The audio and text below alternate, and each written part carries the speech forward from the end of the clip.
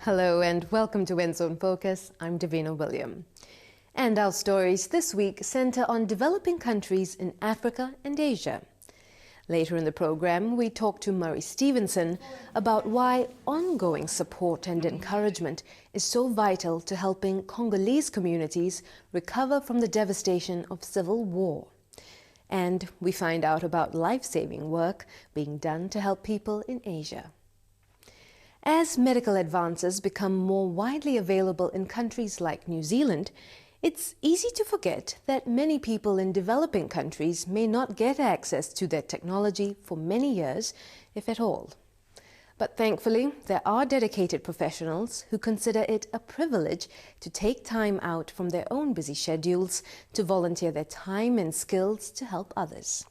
People like paediatric ophthalmologist Dr. Justin Mora, who helps to train up local doctors in countries such as Cambodia and Vietnam. Dr. Mora spoke about his work with Alan Lee.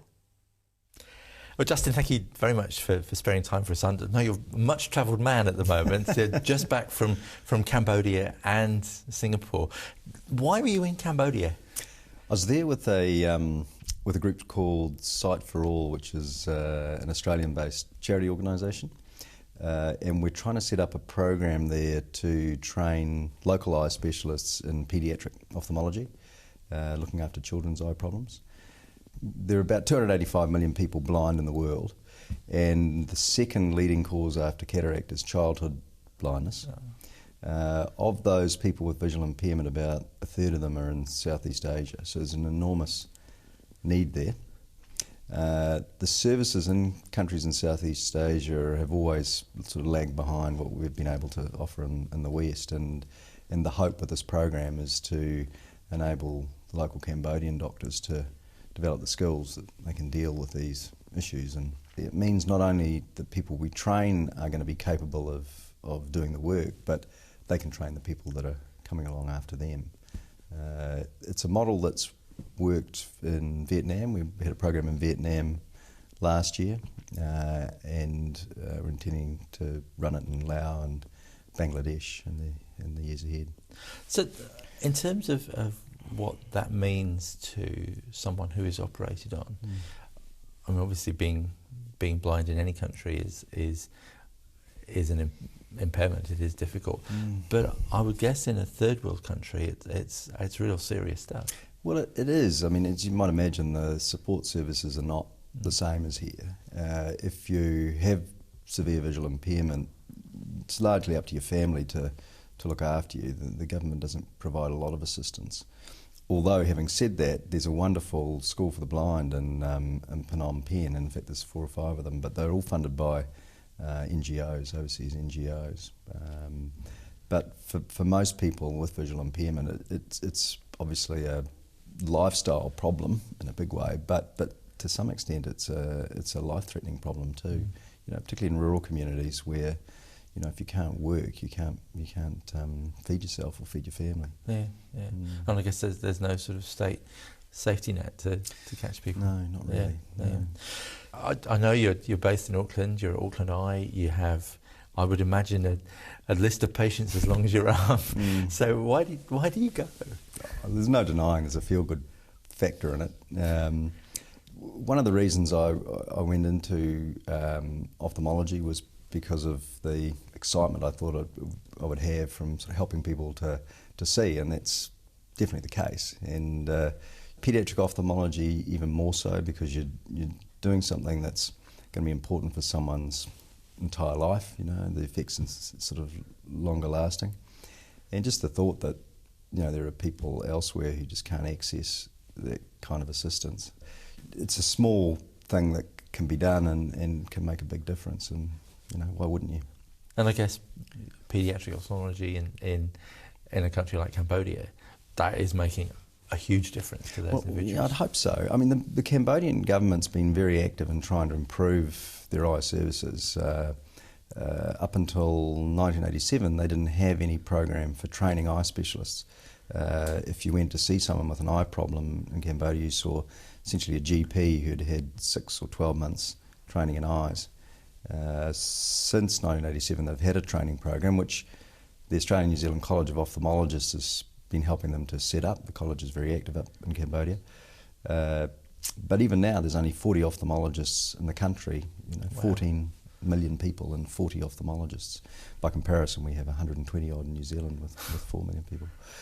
And no paediatric ophthalmologists, which is a real tragedy. So how much difference does what you and your group are doing, how much difference will that make in sort of in the long term? I'd like to think a lot. Again, the Cambodian government's done a lot. They've set up a rubella inoculation program. Rubella is one of the leading causes of preventable blindness in third world countries. The dietary side of things has improved. Vitamin A deficiency used to be a serious problem. That was also a blinding condition, and that's improved a lot. Yeah. But there are still some significant areas where they're not succeeding. There's a condition known as retinopathy of prematurity, which affects premature babies, can blind them. In New Zealand, Western countries, these babies are all screened, seen in the neonatal unit. If it looks like they've got signs of this disease, then we laser them to prevent them going blind. And there's no such program in Phnom Penh or anywhere in Cambodia, and so one of the things we want to do is try and set that up.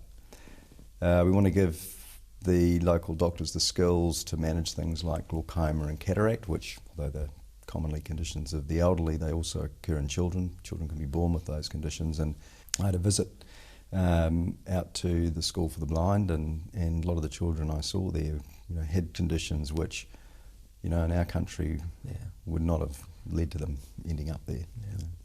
Now, I said you've been much travelled. You've also been to a conference in Singapore, and just a couple of days after coming back from Cambodia. Never a dull moment. No, that was a bit crazy, but it was the first meeting of the American Association of Paediatric Ophthalmology and Strabismus, of which I'm a member, outside the US, and it was done in combination with the Asia Pacific Paediatric Ophthalmology Society and one of the big eye hospitals in Singapore.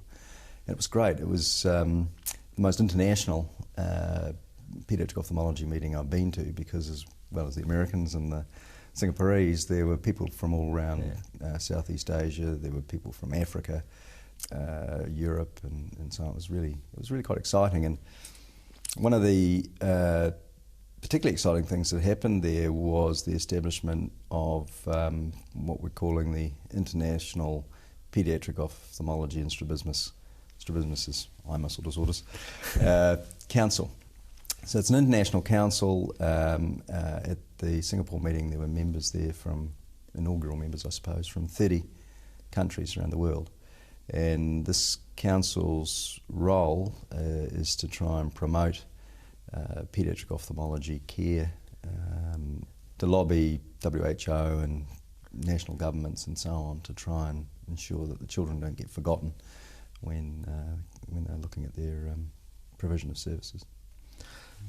One of the interesting things about you is that you decided you wanted to be an eye surgeon when you were 16, when most of us want to be train drivers. So, I mean, how did I can't imagine at 16 thinking, right, I'm going to spend my life doing that. Yeah, I know, it's weird. I just remember I sort of already decided that I wanted to do medicine, and the thought of being able to do a specialty where you could help people see. I didn't really know much about it at the time, but it just seemed attractive to do something where you could help people with their eyesight. And I went off to med school and with this idea in mind, and I didn't actually step into an eye ward until I was in probably third, fourth year at medical school, and it seemed all right.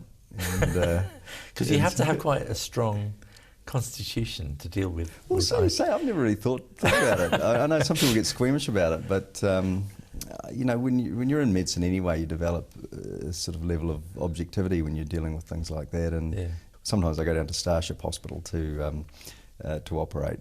Most of our eye surgery is done at the Green Lane Hospital, but sometimes if a baby's particularly unwell, we have to go down to Starship, and I see the nurses down there, and they're not used to it, and they feel a bit twitchy about it. But No, I still love it. Yeah. Not a day goes by when I'm not glad that I did this. Yeah, well, it's great to talk to you. Thank you very much indeed for coming in, and we look forward to seeing changes in Cambodia. Thank you very much. Thanks, Alan. Alan Lee talking there with Auckland eye specialist Dr. Justin Mora.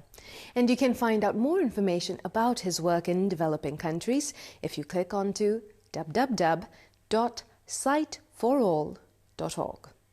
Well, after the break, the Kiwi connection to Congolese Christians in Central Africa. That's next.